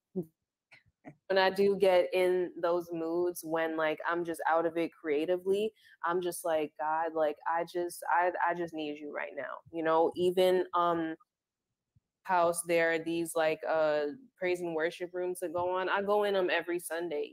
Just it just helps me remain at peace, just listening to gospel music and worship music, because I was always surrounded by it, honestly. So to me, keep myself in line, anytime before a show, when I'm about to get on the road or get it, on a plane in the air, just do a prayer. Safe, please. Let me get to my destination in one piece. And yeah, God has always been a very important part of my life. My spirituality, my faith been a very important aspect of this journey, both personal and musical. So Well, and that's why Right. you got that answer you did about calling stations, because yes. when you're connected to your spiritual essence, then all those answers come through to you. And even if it takes some work, so what? I mean, we're not hanging out here just to be on a float, you know. So we develop our character through our work. So Exactly. And even, like with this whole music thing, like a lot of people ask me how I do so far in such little time. Honestly, the only answer I can give you is God. Like the strength, to keep going even when I do get emails, I contact however many people in a day and I do the same thing over and over again, just keep knocking that door until somebody answers. Faith, faith in yourself, faith in God that He's going to do it, and just keep pushing, So thank God for the strength and the keep going. And yeah, well, And there's that a makes saying it. that God offers the opportunity, you have to take advantage of it. Oh yeah, exactly. there's no doubt about that. And oh, say by the way, I'm a fellow Cancer, so I know about that emotional aspect. Just had Oh, my yeah. birthday on July 1st, so I know about that emotional aspect of Cancer. So even us male Cancers have that emotional aspect also. So I can relate to what you're saying. So I don't know. I'm actually one of those July Cancers, and there's those June versions as well. But I was Awful just wondering. July. All right. Well, it can make you very charismatic and magnetic, that emotional energy. So if Yep. you use it well, it can help you a lot. Yeah, trust me. No, no doubt about that. I can believe that. What do you think, Gene, some of the myths that people have about spirituality and religion? We kind of alluded to some of them, but I just want to hear from your perspective because oftentimes, even when I talk to friends of mine that are ministers, I mean, and I've got friends that do everything from the more fundamentalist kind of beliefs to what some people would call liberation theology. But I was just wondering what, as an overall thing that you hear too often, that you are sitting there going like, that's too much of a myth. I can't believe people are still believing this. Well, I think we have to do spirituality with our heart, not so much with our head. Spirituality is not an intellectual exercise. If spirituality is a heartfelt experience with our inner nature, the presence of God that resides within us. It is active. It is not something you just study and say something's going to do it for me. You're involved. So spirituality is actually connection, and that's why I stress with my students and clients that they develop their own intuitive ability, because intuition is a feeling exercise. You don't become intuitive intellectually. You have to actually feel that energy. It's there and it's available to us. But then also, when you're allowing it to guide you, you may not take a traditional path, because just because your parents or grandparents or your culture devised a traditional approach to something does not necessarily mean that's the right approach for you. One of the things I've been really pleased about lately is there's been some information that schools are developing more of their hands-on programs. They're get into the business world, doing some hands-on things. It could be cosmetology, it could be working on car engines, I don't know, woodworking, whatever. But the point of it is that instead of always approaching the intellectual approach, that there's some work right now being done to bring students into different kinds of learning that would match more what they're all about. So I love that. I love the fact that when we broaden our look, our view of anything, whether it's spirituality, career, anything, relationships, when we broaden our view and quit deciding on this little narrow path that everything's got to fit, then we begin to recognize that the broadness, the depth, the expansiveness of spirituality, because it will always guide, but it will guide in a way that you didn't expect most of the time. So I think that's, if everybody could look back in that last year and a half and go, if they recognize that they were being guided to their heart, And this is a hard time right now in our culture, in our world. Well, Tracy, you have actually talked a couple of times about your yoga practice and things of that nature. So, how much was that important to you, even in dealing with the pandemic and in terms of taking care of your parents and all of that, while also raising your own kids? So, how important was the yoga to your own journey? Oh gosh, very important. I did it 30 years ago and then got back into it. And I was by myself for 15 months and had gone out, I think, like 3 times. And I'm social and outgoing. And I said, okay, spirituality, connect me here, God. And I did the yoga. And at first, I couldn't bend at all. And now it's like I can bend into a pretzel. I mean, it's like anything. Um, like I was saying, Gene and you, Mark, were saying, I mean, you start in one place and I mean, it's like I've played guitar forever. I'm a little rusty. I mean, practice, practice, and then you get there. So, and the meditation and the connection and everything has really helped me to stay grounded, especially during the pandemic, Mhm. being by myself. And it's just that relaxation of your mind and just stopping, turning technology off, and really just imagining what you want to do. And that's why, in light of all of this and all the driving that I've done and driving a 30-foot rig, I want to drive a RV across the country and talk to people in small towns and say, um, you know, Jane Doe, what is the one thing that the pandemic has taught you, and put it Mhm. into a book. And I even wrote a little song about somebody sponsoring me for an RV into the tune of the Beatles yesterday, but I can't sing. Osei should sing it. But I mean, I just think, there's so much on the mental health out there and stars coming forward and everybody, and how the pandemic has really affected people. And the practice of yoga for me, and the meditation side of it has really helped me a lot. Mhm. Yeah. We're going to practice your question. So, I'm going to ask Jose and I'm going to ask Gene. So, Jose, how has the pandemic impacted you in what way? So, this can be a practice question for Tracy as she goes around the globe. So, how has the pandemic impacted you directly? I would say, I mean, obviously, as I said before, like basically starting my music career at the like peak of the pandemic was very difficult. Everything shut down. It was just really hard to move around and to get to anybody. But, as I said, keep pushing forward. Even when it came back around, I wouldn't say, because Ontario we shut down a couple times, but I would say the first time hit me the hardest just because it was the beginning. But as I kept going, like each shutdown, like it didn't really affect me as much.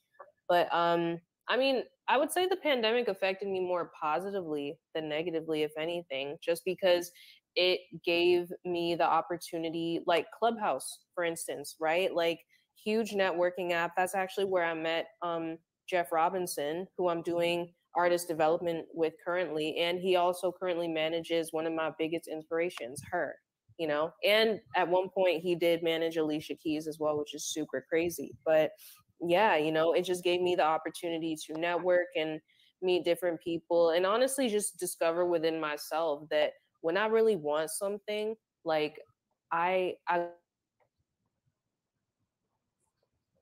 think she faded out. What was, what was your oh, thoughts, did you? Gene? Yeah, we didn't Yeah. catch the last part, but it's like the last sentence or two. That's when he faded out.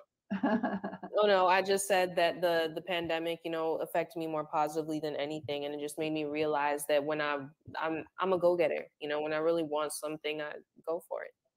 Yeah, that makes sense. How about yourself, Gene? How did the pandemic impact you? Well, basically, my office was open and I was seeing clients during that time, but there was a bit of a lull in that. And I did publish 3 books last year. So that was all during the pandemics. But the other thing I saw, I just thought it was a very powerful period. I always look behind the physical part of something and to see what's really going on, as I say. And I think what was really going on was we were being directed to be quiet. And on one level, I say we were sent to our rooms for a while, but I think we were really learning how to be quiet with ourselves and to go to the heart more. I think that's what this period is all about. It's a really powerful period of change because along with the pandemic was some astrological things that Hmm. happened that brought us a little bit away from activity, doing, and more into feeling, the heart again. So I think that has affected our entire world. I see more kindness everywhere. I see a lot of giving and people just doing for others, and I love that. But I that's the feeling I see changing in the world overall. And I think we needed something like a pandemic, even though we didn't need the virus. I think we needed a pandemic to recognize the fear that people have, because the only way we can get out of fear is to go to love. In other words, the mind cannot manage fear and love at the same time. So this was a time to go to love. And as we do that, I think everything sort of blossoms. But we're really in transition right now. We're not fully there yet. And so it's going to take a little while, but just watch for the miracles because I'm always attentive to the miracles that are going on. There's a lot. And I think that there'll probably be many more miracles. You actually brought up something that I had not thought about before, which is why I love doing this show because it gets me to thinking outside of the box. Because I Yeah. have always been of the opinion that whenever disasters happen, we do go into that kindness mode. And I've actually brought it up on the show before, like during 9/11, during Yeah.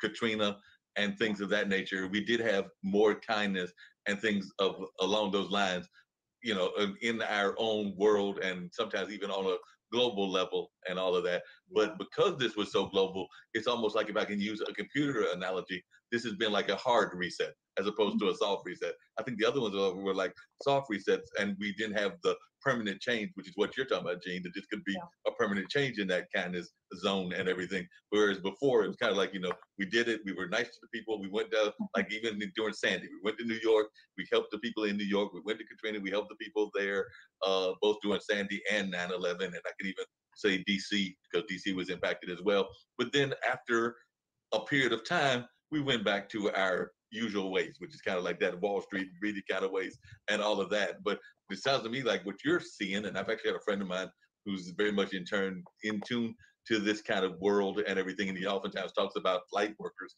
even though he's a funk Yeah. musician. But it sounds like what you're saying, and what I think he may be saying as well, is that we should be looking for a hard reset. So it could be an entire change in the Yeah. globe totally and everything in Absolutely. terms of the way we're going to treat people and maybe even seeing some more miracles that are out there that we might see even in the world, those kind of traditional miracles, which I don't know that we've seen a lot of those in the last several decades. Yes, yes, I totally agree with you. And a hard reset is a good way to put it.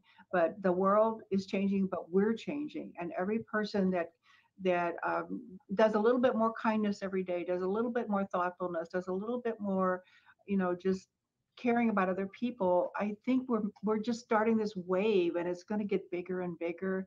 And it's going to show up in OC's music. It's going to show up in your podcast. It's going to show up in your work, Tracy.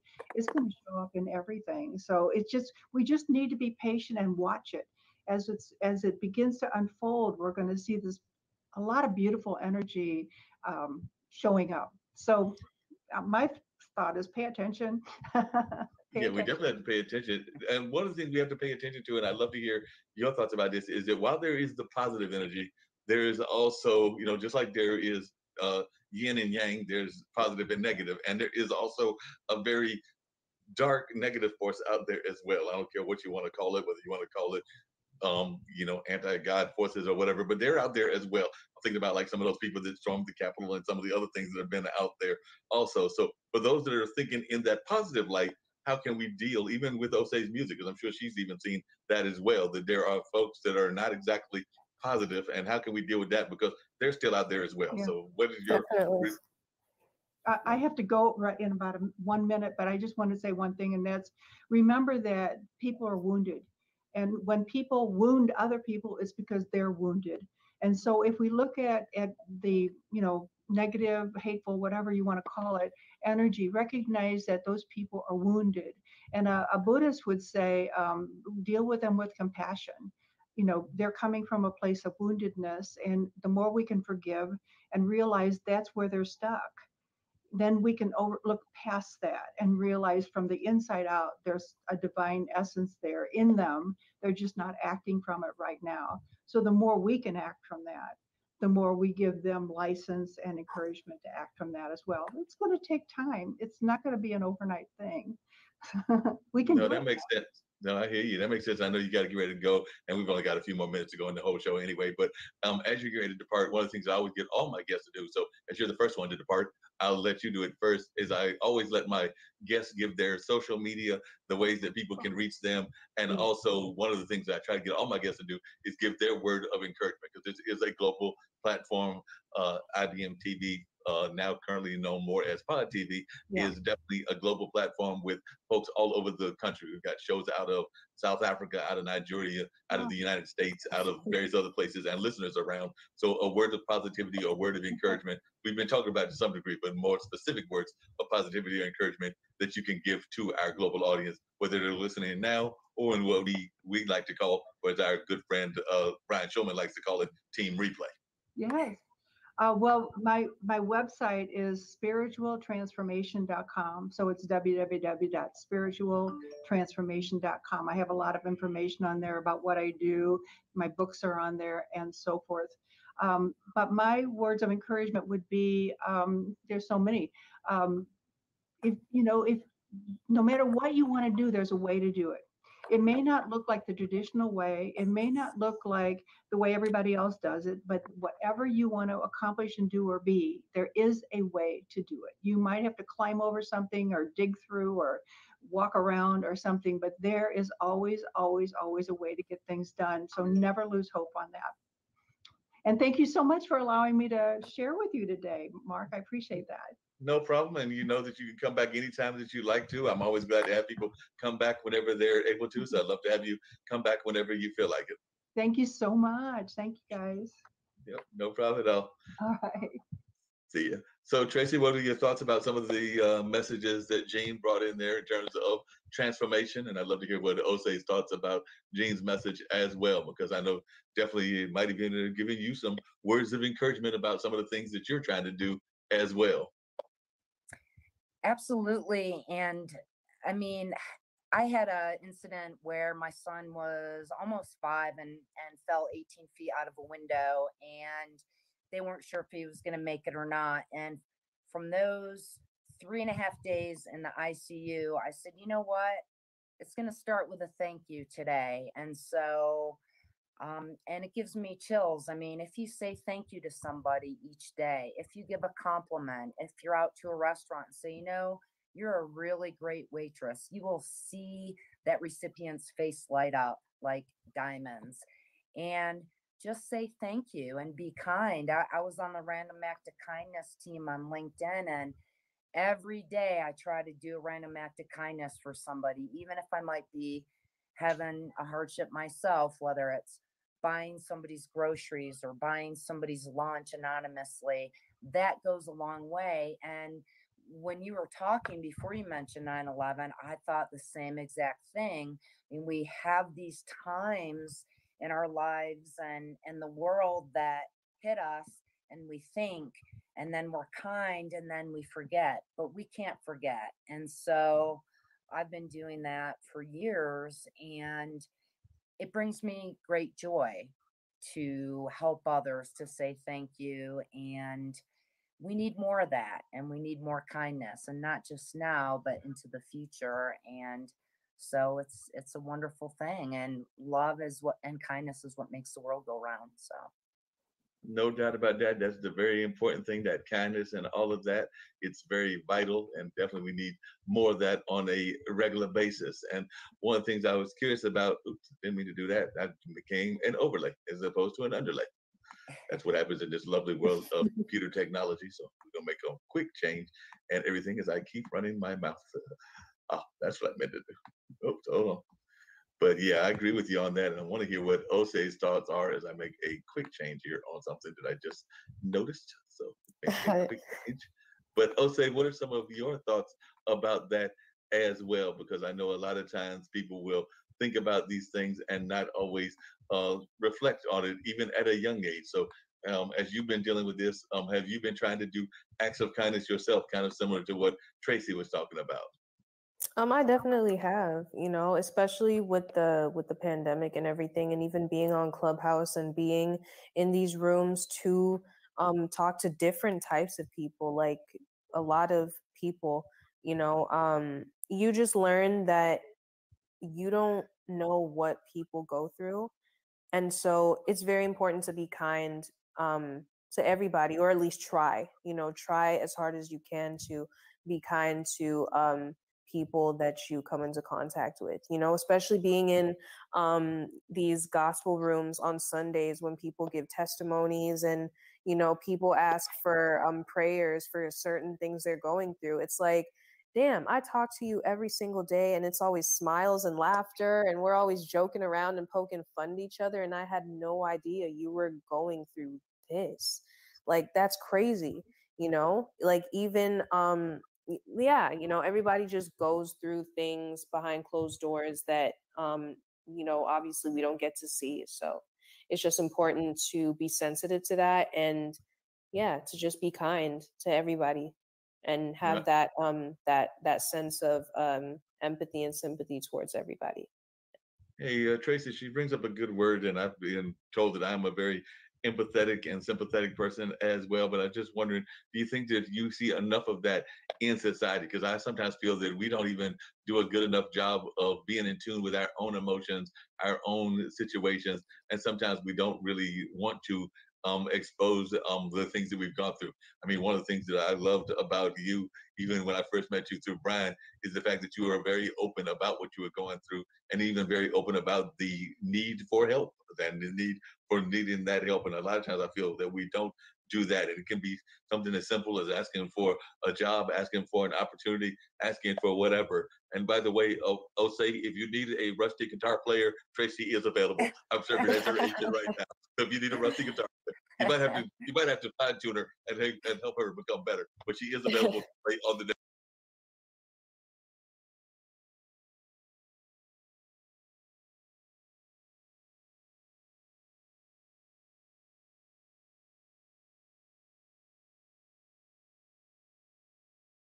next door. I got you. That's right. I bought one right when the pandemic was starting, so now I have two. But no, Mark. I mean, I agree with you. Y'all are we're talking about your signs. I'm a Scorpio, and so I'm also sensitive, and I have this ability to, and maybe it's because I love to dream, and dreaming is exciting to me, and it's the same with growth. If you don't dream, you don't grow, and you have to keep pushing forward. And so um I always heard, if you don't ask, you don't get. And what's the worst if you ask? Somebody can say no. Well, I mean, you have to be able to put yourself in somebody's shoes, and empathy and sympathy is, I have a great deal of that. And like Osei was saying, I mean, you never know what the person next to you is going through. And I read a quote that said the strongest people are the ones that cry behind closed doors. Right. And maybe it's because they're trying to be strong, but there's no shame in it. I mean, I gave up everything and here I am, and it's scary. I mean, sometimes it's hard to breathe, and that's where my meditation comes in, and then that idea for, driving and putting together a book. I mean, I had a book offer from Harcourt years ago for an educational book, but this would be more fun. So yeah, so if we can just have that empathy and sympathy for others, because you don't know what the person or person standing next to you are going through, and everybody is always going through something. They might not share it, but we just need to empathize and sympathize and with others. No, no doubt about that. Hey, Osei, one of the things that you mentioned earlier, you mentioned the gentleman that has worked with her. I forgot his name. I think it was Robbins was the Yes, last Jeff name, and Robinson. Jeff Robbins. But I'm oftentimes fascinated by the folks, even in Clubhouse, that are sometimes not too hesitant to actually ask for some of these influencers and affluent people that could actually do like even what Jeff is hopefully doing with your career, which is make a significant change in it and hopefully make you that international star that what you would like to be. So, what advice would you give to folks that whether they meet them in person or whether they're meeting them on Clubhouse or in whatever rooms they may be meeting them at, to actually reach out to those folks? Because I sometimes feel that people are a little bit too gun shy, and I'm like you, I'm just gonna go ask and go for it. I would say when it comes to reaching out to these execs and industry veterans, I fortunately have the opportunity to hang out with almost those. I would say honestly, just be yourself. Truthfully, like just being your authentic self, which is what I always do, or I always strive to do. Do be open. Don't be afraid to be vocal as well. And yeah. No, I agree with you. And being your authentic self is very true because I've actually worked with the National Black Theater Festival and a couple of other organizations. Is actually where I've met Petrie Bird, and he comes there just about every odd year. It would be this year, except for they pushed it back to 2022 because of the pandemic and everything. But every Yeah. year, and by the way, he's the bailiff on Judge Judy and everything. He comes and he Oh sees me, and he's always wow. like, "We're getting ready to I have love our Judge Judy. party, and we're getting ready to have our get together. I expect you to be there, Mark." And I'm like, "Well, if you expect me to be there, I'm going to be there." But that's because we treat each other as respective peers and all of that. And there's not a lot of the hero worship. And I sometimes think that even our people that are in the industry get caught up in hero worship. And the last time I checked, even the stars had to put their pants on and their shirts on or their dresses the same way that the rest of us do as well. So it sounds to me like that's one of the ways that you're approaching it as well, Osei. So it sounds like if you were to meet um, even some of the people that you admire, that you would still approach them as if they were regular folks and everything, even if you had that moment of admiration as well. Oh, definitely. And sorry if you can hear barking in the background. Oh, that's Yeah, all right. yeah, We like just dogs and cats. perfect. Yourself and just being authentic in your art and whatever it is you're doing can get you. Like I remember Jeff, he flew me out to LA in music and I got the opportunity to meet her, which was super crazy. And I starstruck a little bit, but it just being yourself, just being open when it um people in the industry is very important.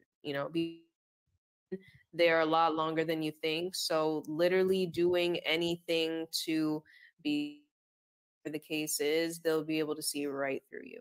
Especially they'll be able to see right through you. So just be yourself. Yeah, that's very true. You got to be yourself because if you're trying to be fake, they're going to see right through you. And Oh even in yeah. some of your work, Tracy, I'm sure that you saw that. You might not have had the pleasure of meeting her, but I'm sure that you've also had some industry encounters and you probably were doing the same thing of trying to be yourself and being authentic in whoever the folks were that you were meeting. And in some cases, you might have even had them as past clients and all of that. But if you want to share a little bit about some of your past work and some of the people that you've worked with, I'm sure folks would like to hear that as well. Sure. I mean, I've had different people that I've encountered through my past court and transcription work, and I got to meet Cokie Roberts and Ted Koppel, and I just remember they were so genuine and so real, and I always say, you know, KIR for keep it real, be your authentic self, like Jose was saying, and never forget, where you've come from. I mean, it might be people that have had a job for 40 years and all of a sudden through the pandemic, they're without one and they reach out. And then there's those people that I'm big on networking because I worked for a chamber and it's, you know, there's no error in connecting with everybody because somebody at some point in time will always need help. And so never forget where you've come from. And just like you said, we all put our pants, skirt, dresses on the same way, and we mustn't ever forget. No, no doubt about that and everything. Can't forget that and got to have that kind of very down to earth attitude is what both of you are talking about. And I definitely agree with you on that.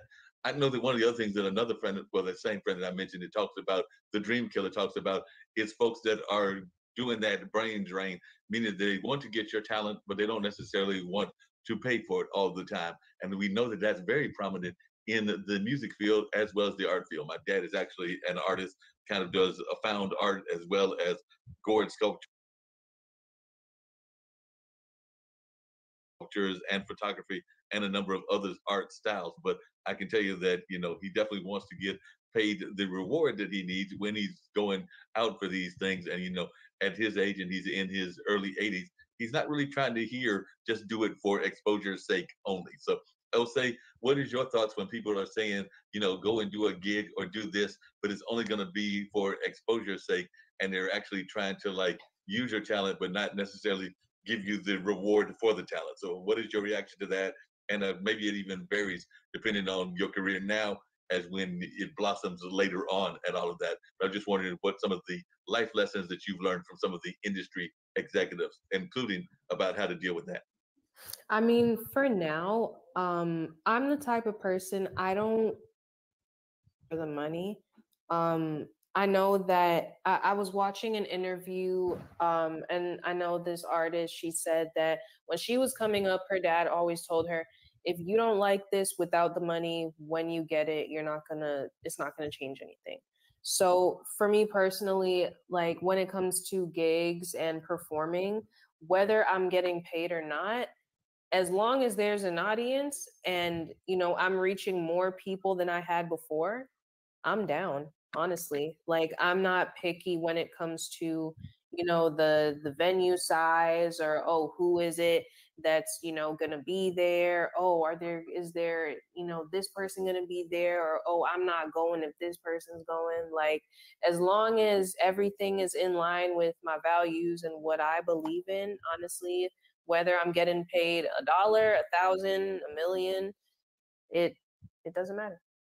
I hear you. I know you said you had to bounce and everything, and I want to give you the same opportunity that I gave Gene, and the whole show is getting ready to wrap in about 10 minutes anyway. But I want to give you the same opportunity that I gave Gene, which is to tell folks how they can reach you on social media and any words of encouragement that you want to give to the global audience as well. So I've thoroughly enjoyed having you. Glad that I met you through Thank Clubhouse, you. and do know that you can come back anytime that you feel like it, because that's what all of these shows are. It's kind of just an open conversation and a free flowing conversation. So know that you have another home here on Pod TV in terms of reaching out to your public. So, social media, a word of advice. And by the way, at the end or toward the end of the show, I'm probably going to play games. So if you want to know, folks Oh, know thank a little bit you. That about was my first games. song.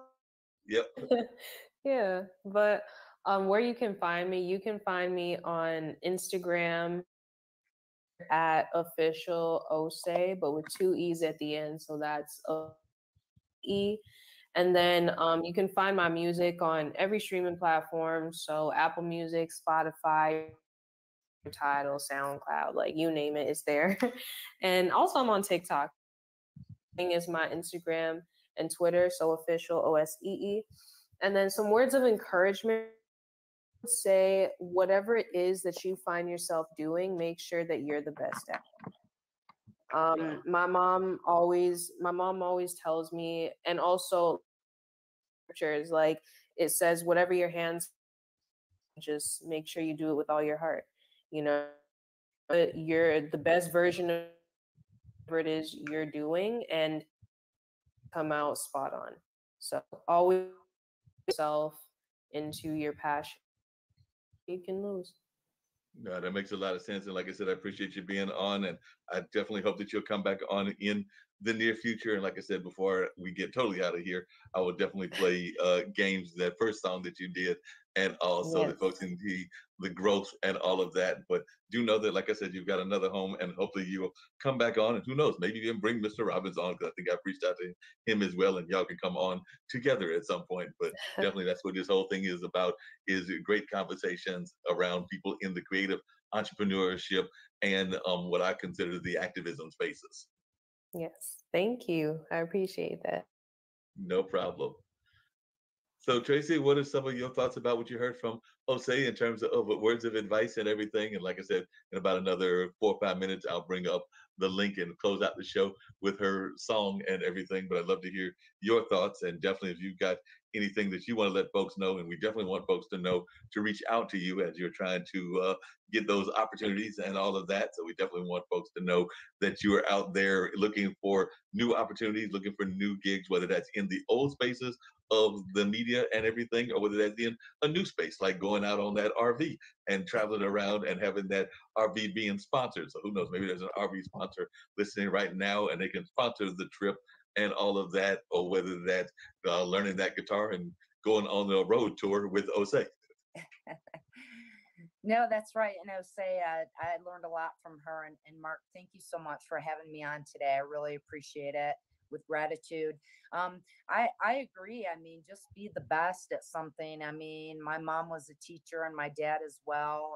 And then in administration, and just to be kind and work hard. I mean, I started working when I was 12 years old, and you never get anywhere by being difficult to deal with. And yeah, just have that passion and enthusiasm. And I always say, I mean, if you're going to hire somebody like a nurse, and I am applying right now for other programs that will be a great fit. And you know I have something on my blog, and my website's tracywalker.com, and it's Tracy with an I. So if you remember Trace I, and on Twitter, I'm T Walker, and then Instagram, Tracy W Walker. Um, and, you know, somebody that hasn't done something before, you have a new approach to it. You're not somebody that is a retread, you're a new tire, if you will. You can dig in and have the grit and enthusiasm and inspiration. And I love to write and I love to drive. And I said, shoot, if I can drive a 30-foot truck across the country 3 times, I can drive anything. And, I mean, my sixth grade teacher is 96. She's like my second mom. And she always says, honey, you should have been a writer. And I love to write. And so I'm doing it more now. But if you can use those talents that you have and uncover them to go through, the future and shine and dream, then go for it. No, I agree with you. Got to shine and dream and go for it. As you were talking about the trucking, I remember that a friend of mine, and I actually served as his live stream producer. It's kind of what Tim does for Brian and for other people as well. But I serve as his producer for the conference that he does. And I remember that one of the guests he had, I think it was on there about once every 4 months in the African American business space. And one of the conferences that he had, there was a young lady that was actually having one of the few minority run trucking companies. And I think that she's based either in North Carolina or Virginia, but definitely she's got her own trucking company, and it's like it's her and her husband, but she's the CEO and the one who's actually running it. So at the end of the day, it's her trucking company and all of that. But it's just great seeing her in that space, and that's a space that we don't see enough women in general, much less minority women. But definitely, it was just great hearing her story and her even encouraging more people to get into non-traditional fields like trucking and like construction and other things that a lot of women are not involved in. So, like I said, it was just great.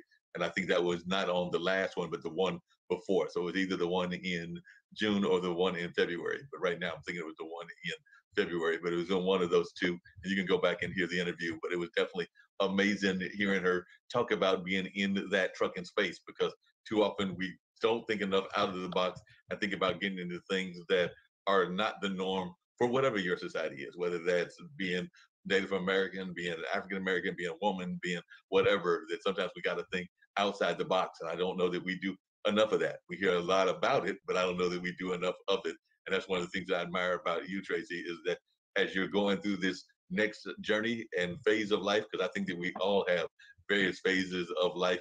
Like I said, my dad has been so many careers that I sometimes have lost track of him, but I know he was, like I said, I mentioned that he was in the military, even though he was definitely not pro-military in life much later, because he's also involved in the civil rights struggle.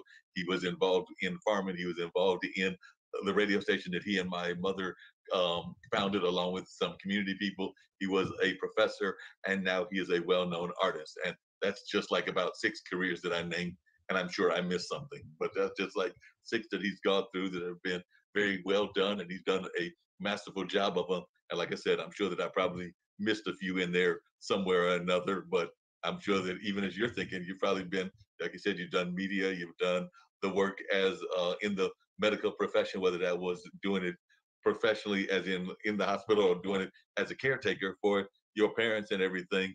And now you're definitely been involved in the music game to some degree as well. And who knows what the next journey will be. So if anybody is listening and wants to get in touch with Tracy, I know that she is open to using her tremendous skills. And you've heard that she's a very charismatic and wonderful person and all of that because you had a chance to hear her speak. So definitely, I would urge people to get in touch with Tracy if they've got opportunities for her. So definitely, I know that she would appreciate that and all of that.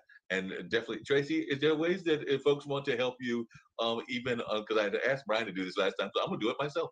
If there's ways that people, if they're hearing us either now or more than likely in replay, if they want to help you even on the financial side, like I know that my Cash App is Markley 1962, but I don't know if you have one of those, or if there are ways that people can reach you if they want to help you and the as you're trying to get out of from under, as they say. Sure. My email is Tracy Traci Walker 2019 at gmail.com, and I believe on Venmo. I have a pink dress on, and I think it's Tracy Traci dash Walker 20, I believe. Okay. And my mug will show up on there. So thank you.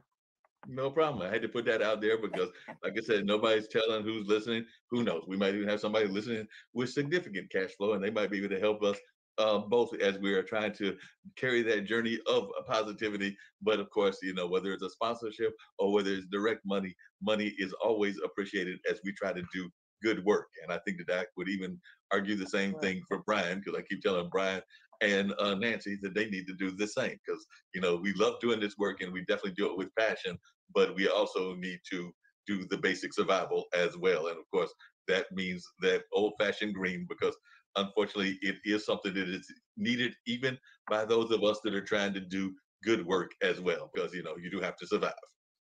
Absolutely. Thank you. No problem. So on that note, we're going to go out, and on that note, we're going to go out with that song that I said I promised that we were going to play, which is going to be Games, and we're going to bring Games up, and I'm going to bring up the full screen, and we're going to hear Games, which is another song that Miss Osei did, and all of that. So we're going to bring that up, and hopefully, folks will enjoy this great song of hers as well. So we're going to bring up and get out of here on the note of Games.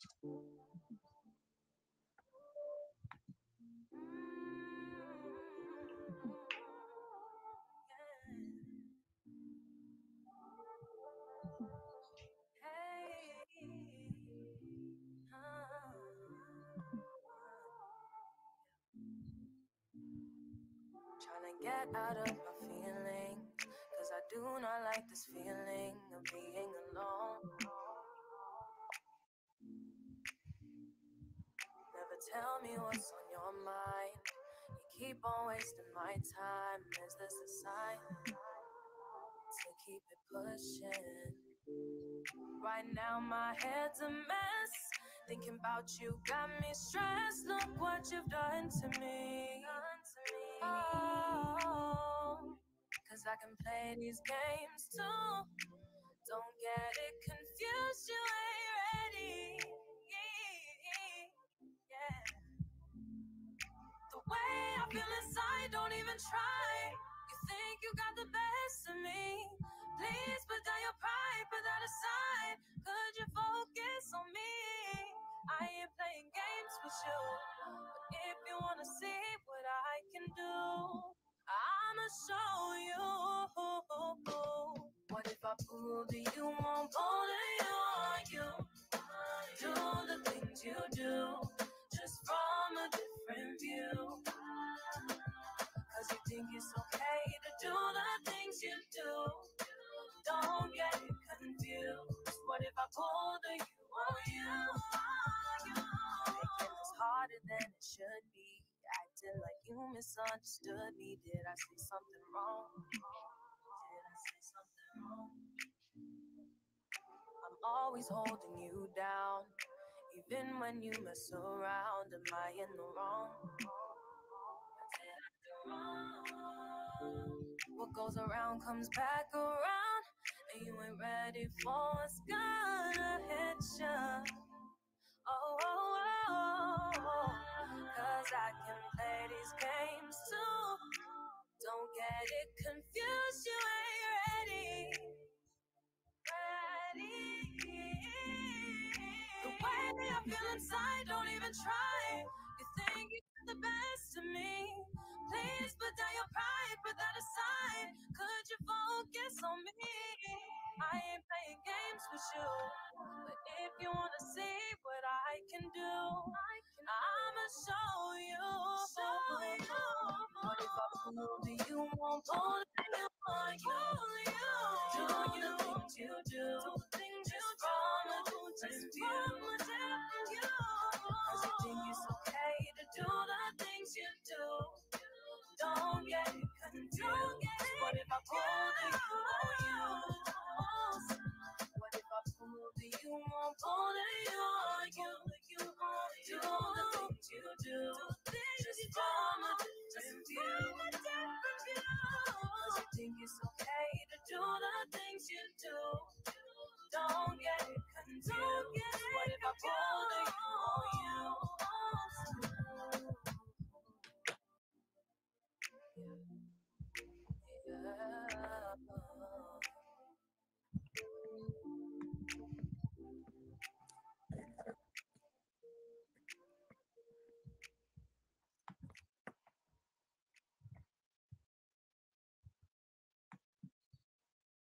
Wow, another great song, and like I said, like she said, that was an earlier version so of her career and everything. So I think she did that sometime back in the earlier part of a very young career. But like I said, it looks like she's got a lot of promise and a lot of opportunities. So hopefully, we'll be hearing more of her on the global scene and all of that. So you heard two of her numbers, the number that's been more recently released, as well as an early number. So as I get ready to bring up the intro, outro, little robot, and everything. What was your thoughts of that particular song as well,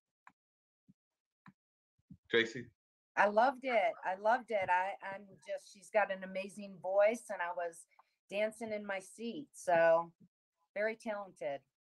Yep, no doubt about it. So right now, get ready to bring the close out with the little robot that starts the show and ends the show as well. So Tracy, it was a pleasure having you. And like I told the other two ladies, I would love to have you come back as well, either on this show or the other show that I do later on this afternoon, or the one that I do Wednesday, which is the online dinner party. So you're always welcome, and I'll probably send you links whenever you're available, and hopefully you'll get a chance to pop in, because I know I've had some people that have popped in back to back to back. So I know that Peaches, who is an aspiring singer, has popped in to a few of the shows as well. So I'm always open to having people make return engagements and share what they've got going on and how folks can help them. So on that note, we're going to get on out of here, but I was glad to have you on, Tracy. Thank you so much for having me. No problem.